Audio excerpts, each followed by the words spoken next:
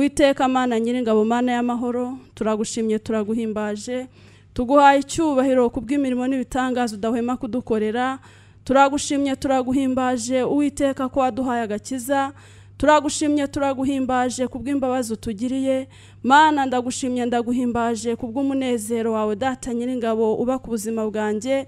Ndagushimiye ko Data nyiringabo ijambo ryawe ari rizima kandi ko ijambo ryawe rikora ibikomeye. Nguhaye icyubahiro kuko uri Imana igira imbabazi, nguhaye icyubahiro kuko uri Imana imara umubabaro, nguhaye icyubahiro kuko uri Imana itwitaho uko bwije uko bukeye. Ndagushimiye kubwa buri muntu wese uduteze amatwi muri iki gitondo. Ndakwinginze kugira ngo kandi nabo ngabo bafite ibibazo bitandukanye bakeneye kubagirira neza, reka imbabazi zawe Data nyiringabo zibagereho.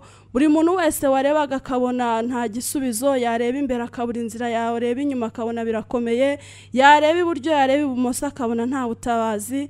Ndakwinginze kugira ngo nyiringabo Uwiteka nkuko bakuzamurira amaboko, Uwiteka ubabere ubutabazi ubabere byose. Uriho kwizerwa kandi uriho kwiringirwa, uri Imana idakoze isoni. Ndakwinginze muri iki gitondo, girira neza ubwoko bwawe, girira neza abagaragu bawe, girira neza Data nyiringabo itorero rya Kristo. Gira icyo ukora bimenyekane kuri Imana. Mu izina rya Yesu twongere kukubona, ukingura amaturo twongere gusenga. Mu izina rya Yesu twongere guhurira mu biterane bitandukanye. Uwiteka twongere kukuramya mu buryo bwagutse, twongere kuguhimbaza Data nyiringabo mu buryo bwagutse. Ndagushimiye ndaguhimbaje kuri Imana mvise gusenga kwacu muri iki gitondo. Ndagushimiye kubwabo ukijije indwara zitandukanye. Ndagushimiye Data nyiringabo kubwabo wongereye kubaho Data nyiringabo. Ndagushimiye kubwabo ukijije ibitero by'abarozi bitandukanye. Ndagushimiye kubw'ibyo byose ukoze nyiringabo. Icyo reka gikomeze kuba cyawe, ishimwe ryawe rikomeze gushyirwa hejuru. Mahanga yose agucire bugufi, indimi zose zature kuri umwami. Ni mu izina rya Yesu dusenze twizereyemo, amina. Arakoze cyane Rosemary, Imana imuhe umugisha. Mbanje kubasuhuza mu izina ry'umwami wacu Yesu. Ndagira ngo dusome ijambo ry'Imana riri hano muri Samuel 24 umurongo wa 17. Samuel wa mbere ibice 24 umurongo wa 17. Nuko Dawidi amaze kubwira Sawuli ayo magambo, Sawuli aravuga ati, yewe mwana wanjye Dawidi, iryo jwi ni iryawe. Maze Sawuli acura umuborogo arira, ahera ko abwira Dawidi ati, undushije gukiranuka kuko unyituye ineza, ariko nge nkakwitura inabi. Kandi uyu munsi weruye ineza ungirira kuko utanyishe. Naho Uwiteka yantanze mu maboko yawe. Mbese umuntu yabona umwanzi we yapfa kumureka agacika gusa. Nuko Uwiteka akugororere ibyiza kubyo unkoreye uyu munsi. Kandi rero nzi yuko utazabura kuba umwami, kandi ko ubwami bwa Isiraheli buzakomezwa mu kuboko kwawe. Nuko none ndahiye Uwiteka ko utazarimbura urubyaro rwanjye, kandi ko utazasibanganya izina ryanjye mu nzu ya data. Dawidi aramurahira. Nuko Sawuli asubira iwe, Dawidi n'abantu be bazamuka bajya mu gihome. Ahangaha Sawuli umwami wa Isirayeli yatotezaga umugaragu we Dawidi, akamuhiga akamurwanya iteka ryose. Kandi mwibuke Dawidi ko ari we wigeze kurengera ubwoko bw'Isirayeli akica igihanda Goliyati. Yigeze kwica Goliyati yarabazengereje, yarababujije epfo n'iruguru, yarabakuye umutima, bamutinya cyane, barabuze uko bagira, barateterewe, ingabo zarateterewe. Dawidi araza aje kugemurira abakuru be bari abasirikare, abari bwo abona icyo kigabo cyabahahamuye, arakica uwo munsi. Ayo mateka murayazi ya Goliyati, ukuntu yari yarasuzuguye ubwoko bw'Abayisirayeli. ariko uwo mwana yariho umwuka w'Imana. Dawidi yarakiri muto, yica Goliyati, amwicisha ibuye, ari mukubita mu gahanga ibuye. Ariko nyuma yaho yaje kuyoboka, yaje kuba umukwe wa Sawuli, yaje kurongora umukobwa we, yaje kuba mu ngabo, yaje kubaho, akajya akora imirimo ibwami. Ariko Sawuli akamugirira ishyari, cyane cyane ishyari ryaturukaga rero. Yamubonaga mu butwari, akamubonamo yuko n'amaherezo ariho amavuta ashobora kuzazungura ubwami bwe. Yarabibonaga, nicyo yamuhoraga cyane cyane uko mbibona. Yari yaramumenye, yaramurebaga agasanga adasanzwe. Kuva yarishe Goliyati, akamutuma ibinyita sinzi ibinyita 300 by'Abafilisitiya, akabimuzanya, akamutega imitego myinshi. Ariko Dawidi yahoraga yicisha bugufi. Yari afite ubushobozi bwo kumwica pe, ariko Dawidi yarinze amavuta ye. Kintu rero nshaka kuvuga, umuntu nakugirira nabi ntukagambirire kuzamwitura inabi. Imana ntabwo ari uko ibishaka. Imana ishaka guhora kube ukwayo. Ibi ndabivugira ku rwego rw'abarokore n'abakristu. Hari ubwo abantu bihorera, umuntu yakugirira nabi ukumva yuko wamurwara inzika zo kuzamwica. Ariko turareba icyitegererezo gikomeye ahangaha. Uyu mugabo yari mu gihugu cya Sawuli. Uyu Dawidi yahuye n'ibibazo aterwa na Sawuli umunsi ku wundi. Yabaga mu masenga, yamaze imyaka igera kuri 7, 10 n'ingahe, ahora mu rungabangabo, ahora mu ruzerero, mu bwihisho, kandi ariko amuhiga, ariko atuma abatasi hirya no hino. Yahoraga mwihishe, yahoraga ari kure ye, yahoraga ari mu ishyamba, yararaga rubunda, yarababara, ariko yari afite ubushobozi bwo kumwica. Ndetse yajyaga agira n'ibimenyetso bimugaragariza, akanabimwereka. Hari ubwo yatwaye icumu ry'umugaba w'ingabo, icumu rya nyiraryo rya Sawuli, n'agacuma yanyweshaga amazi. Araza buhora aromboka, baje kumuhiga, araza yinjira aho bari, atwara icumu, atwara agacuma k'amazi, ahamagara umugaba w'ingabo ati reba ku musego, ibyashobuja byanyazwe. Ubwo yakabaye abageramo akabica akabarimbura. Ariko Dawidi yarinze amavuta ye, yarinze amavuta ye, kandi Imana ntiyari ibiyobewe. Hari ubwo Imana ikurekera intambara kugira ngo isuzume ubwenge bwawe. Ubutwari burahari, ariko haba n'ubwenge. Dawidi yari afite ubwenge bw'Imana. Dawidi yari azi ubwenge cyane. Ntabwo yarebaga umuntu ko amukoze ngo abimwiture, oya. Kandi yakoreshwaga n'Imana, yariho umwuka w'Imana, yariho amavuta. Ariko abantu b'iki gihe umukora nabi gusa akaba arakwanze. Iyo umusitaje kandi wenda binamukomokaho akaba arakwanze, akazageza iteka ryose. Tekereza iryo juru rero. Ntabwo Imana ari kubishaka. Imana ishaka umwanzi wawe umugirire neza. Umwanzi wawe ukwanga cyane umwitura ibyiza, reka kumwitura inabi.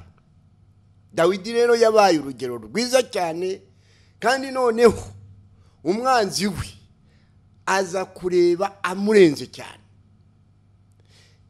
Twahereye hino, ariko wenda reka duhere kuri uyu umurongo wa 5 muri icyo gice 24, aho Sawuli yatoteje Dawidi akamwubikira ashaka kumwica amwirukaho. Ariko Dawidi aza kugaragaza gukiranuka koko. Ntabwo bisanzwe, ntabwo ari bya buri muntu. Reka turebe umurongo wa 5. Maze abantu ba Dawidi baramubwira bati, uyu ni wo munsi w'Iteka yakubwiraga ati, nzakugabiza umwanzi wawe. Subira haruguru nanone kugira ngo dufate story neza. Ihera ku murongo wa mbere nta kibazo. Nuko Dawidi arahava arazamuka atura mu bihome bya Enegedi. Bukeye Sawuli atabarutse avuye kwirukana Abafilisitiya, bamubwira ko Dawidi ari mu butayu bwa Enegedi. Sawuli aherako ajyana ingabo 3,000 zitoranijwe mu Bisiraheli bose, bajya gushaka Dawidi n'abantu be mu bitare by'igandagarizo ry'amasha. Azatyo agera ku biraro by'intama biri iruhande rw'inzira, kandi hari ubuvumo. Maze Sawuli yinjiramo gutwikira ibirenge, kandi Dawidi n'abantu be bari mu mwinjiro w'ubwo buvumo. Maze abantu ba Dawidi baramubwira bati, uyu ni wa munsi w'Iteka yakubwiraga ati, nzakugabiza umwanzi wawe, uzamugenza uko ushaka. Dawidi arahaguruka agesa ku kinyita cy'umwambaro wa Sawuli bucece. Hanyuma Dawidi agira umutima umuhana kuko yageshe ku mwambaro wa Sawuli. Abwira abantu be ati, Uwiteka andinde kugenzanya umwami wanjye. Uwiteka yimikishije amavuta, ngahangara kumuramburiraho ukuboko kwanjye, kandi ari we Uwiteka yimikishije amavuta. Ko niko Dawidi yaburishije abantu be ayo magambo, ntiyabakundira ko bahagurukira Sawuli. Nuko Sawuli arahaguruka ava mu buvumo aragenda. Hanyuma Dawidi nawe arahaguruka ava mu buvumo ahamagara Sawuli ati, Nyagasani mwami. Sawuli akebutse Dawidi arunama yubika amaso aramuramya. Dawidi aramubaza ati, ni iki gituma wumvira abantu bakubwira ngo Dawidi arashaka kukugirira nabi? Aho ntiwirebeye ko Uwiteka yaragutanze mu maboko yanjye uyu munsi ubwo wari uri mu buvumo? Ndetse hariho abambwiye kukwica, ariko ndakubabarira. Ndavuga nti, sindi burambura ukuboko kwanjye kurinda databuja, kuko ari we Uwiteka yimikishije amavuta. Kandi data, dore n'ikinyita cy'umwambaro wawe ndagifite mu ntoki. Ubwo nageshe ikinyita cy'umwambaro wawe sinkwice. Nukumenye kandi urebe ko nta kibi cyangwa ubugome bindiho, kandi sinagucumuyeho, nubwo uhigira ubugingo bwanjye kubukuraho. Uwiteka abe ari we uducira urubanza twembi, kandi abe ari we wakumpora, ariko ukuboko kwanjye ntikuzagukoreho. Nk'uko umugani w'abakera uvuga ngo, ibibi biva mu babi, ariko rero ukuboko kwanjye ntikuzagukoraho. Mbese umwami wa Isiraheli ateye nde? Uwo ahiga ninde? Ni intumbi y'imbwa, ni imbaragasa. Nuko Uwiteka aba umucamanza wacu, aducira urubanza, yitegereze amburanire, ankize amaboko yawe. Nuko Dawidi amaze kubwira Sawuli ayo magambo, Sawuli aravuga ati, yewe mwana wanjye Dawidi, iryo jwi ni iryawe. Maze Sawuli acura umuborogo arira. Ahera ko abwira Dawidi ati, undushije gukiranuka, kuko unyituye neza, ariko ngenda kwitura inabi. Ihagarara aho ngaho. Ni ukuvuga ngo Dawidi yagaragaje gukiranuka, n'umwanzi warabibona. Arangije amuhanurira amagambo akomeye, amuhanurira ko ari uzaba umwami, amusaba ko atazica umuryango we ngo awurimbure. Aravuga ati, ni ngombwa ndabizi uzaba umwami, ariko icyambere undushije gukiranuka. Buriya umuntu ushobora kuba umufiteho uruhare rwo kuba wamwitura inabi, ariko yabona umugirira neza bikamubohora, bikamwereka ko hari urundi rwego rusumba urundi. Ubu nubwo Sawuli yamuhigaga, ariko iki gikorwa Dawidi yakoze cyo kugesa kariya kenda yamweretse ko yari amwegereye yashoboraga kumutikura inkota kandi yararangije aramukurikira hanze y'ubuvumo aramuhamagara aramubwira rwose umpora iki unotereza iki ubu se iyo mbishaka ntabwo mba nakwishe do umwenda ikinyita nagikebye cy'umwenda wawe itegereze kandi hari abantu bambwiye ngo nkwice ariko sinabikoze tekereza umuntu kuguhiga akuhiga azanye ibihumbi bingahe by'abasirikare azanywe no kugira ngo baguhwanye bakwice noneho ukamubona mu maboko yawe ubundi watekereza uti ni Imana imumpaye ariko kubera umwuka w'Imana wari kuri Dawidi no guhishurirwa kwari kuri Dawidi ntiyashoboye kumwica ahubwo yamweretse ko yamwica ariko ntiyamwica ibyo byatumye rero uriya aca bugufi Sawuli aca bugufi acika intege arayoberwa aravuga ati ibi ni iki koko yaba se ari jye mba namwishe ariko noneho we arambonye ntiyanyica ubuse uyu muntu ni muntu cy'ubundi amubwira ati ibi ngibi ntabwo nabitindaho undushije gukiranuka awuzi kurusha umuntu gukiranuka akanabimenya buri muntu wese yivuga ameza ariko icyo gihe ameza yari yabuze yaravuze atundushije gukiranuka kandi ndabizi uzaba umwami wa Isirayeli none se ko yari abizi akanga akamutoteza ariko ndagira ngo mbabwire ngo umuntu muri kamere atebuka ahutiraho ariko Dawidi ntiyahutiragaho umuntu muri kamere agomba kuvuga ati Imana inkoreye igitangaza iramumpaye kandi yakugeragezaga ireba umutima wawe irashaka kureba umutima wawe mbese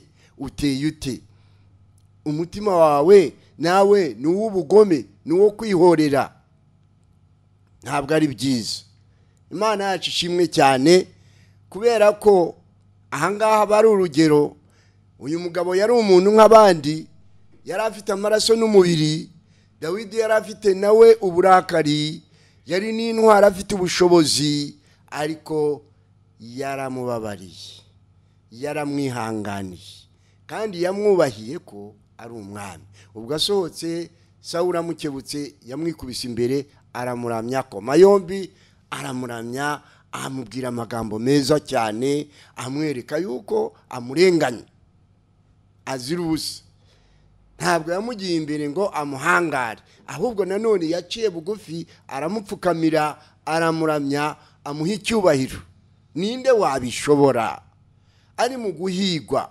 urashitazwa n'ijambo mwene se avuze cyangwa yakuvuze ibintu bigacika umutwe ugasenyuka uburakari bukagusaga ukumva wamukurikirana ukamwica ukumva wamuteza abantu umuntu ikintu gito cyane gishobora gutuma wica umuntu ariko niba ufite agakiza niba ufite Imana niba ufite Kristo niba ufite umwuka wera ugomba kugira ubwenge nk'ubwa Dawidi ugomba kumenya icyo Imana yaguhembera ugomba kumenya icyo Imana yaguhera umugisha ugomba kumenya icyo Imana yagushimira hari ibintu hari abantu bazahabwa amakamba bitewe n'ukuntu bitwaye hari abantu bajashimwa baruta abandi nk'ubu Dawidi n'umwanzi we yaramushimye n'umwanzi we yamuvuze neza n'umwanzi we yamuhanuriye ibizamubaho byiza n'umwanzi we yararebye asanga amurenze kuki utafata urwego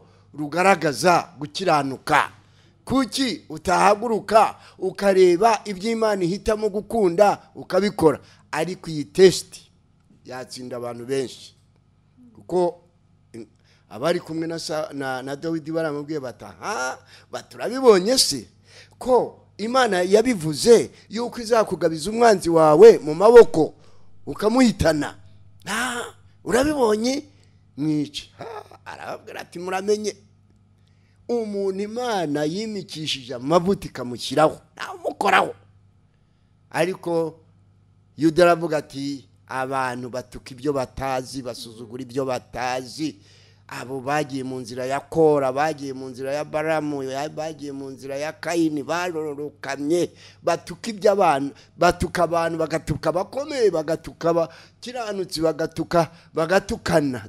Yuda niko avuga ati abo ngabo bajya batuka, ariko Dawidi yaririnze no ku munota wa nyuma kugeza igihe yahawe ubutware, ayambikwa ikamba, kandi Imana irwanya ababisha be bose irabatsinda. Ndavuga rero ku ijambo rijyanye no gukora neza, no kwitura ibyiza, no kutitura abanzi bawe ibyo bagukorera.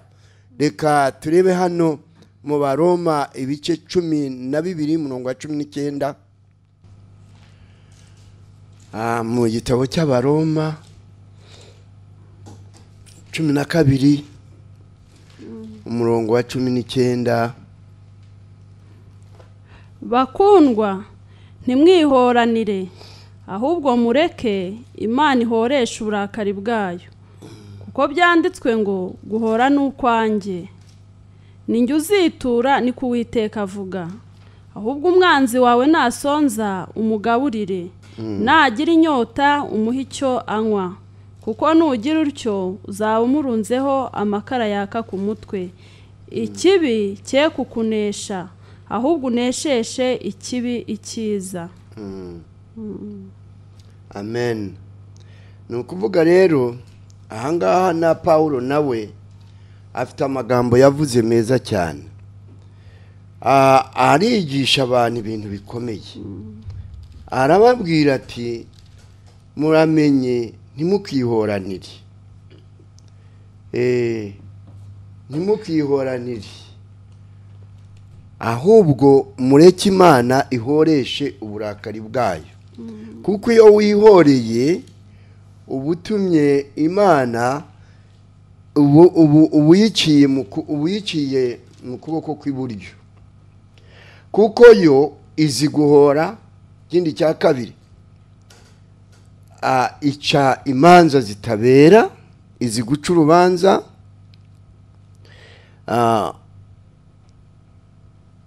Imana ica imanza zitabera.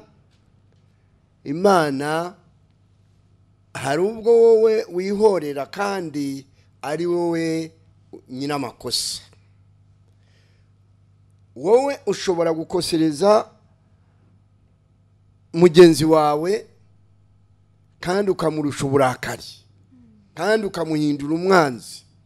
Ariko igituma Imana ihora neza, ica urubanza rutabera, ireba aho ikosa riherereye, ireba uko kuntu wakomeje gutoteza umuntu ukamwanga, ukamugirira nabi, ukajya umukorera ibibi, ukajya umwanga, ukamuteranya, ukamusebya, ukamuvuga amabi, akakwihorera.